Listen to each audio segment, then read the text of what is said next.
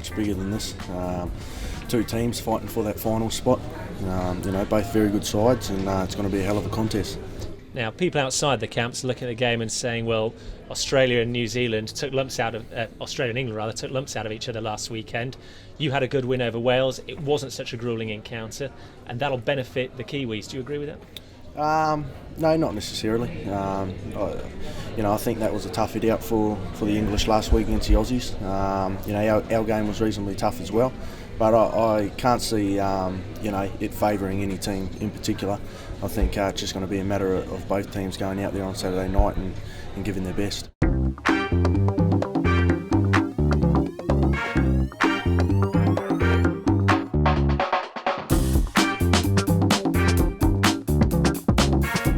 Yeah, it was a new experience for myself, and it's a nice one to have. Disappointing to lose it, but I guess any experiences like that, you definitely get some positives out of, and this is another big game on Saturday, so it's going to be, like I said, it's going to be a big ask, but we're going to have to be up for it.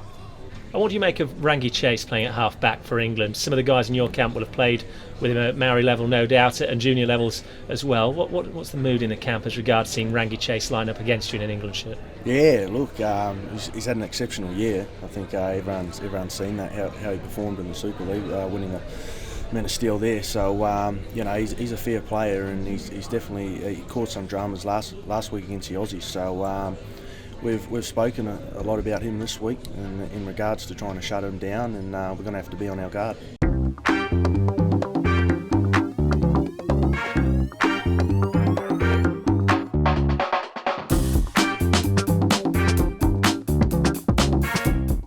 It was a wonderful experience, for myself and the family, and to see, I think there was about 10,000 or so people there that turned up to the parade, when we took the trophy back to the city. So it was wonderful to see that. Some young lads who I caught up with last week, young Kirk Yeaman and Gareth Carvell, who were part of that side. I saw them last week, and it's like I said earlier, it brings back fond memories. Do you feel you've improved through the tournament? It's something that New Zealand tend to do. Yeah, you'd hope so. Yeah, after our first game, over in Aussie, and.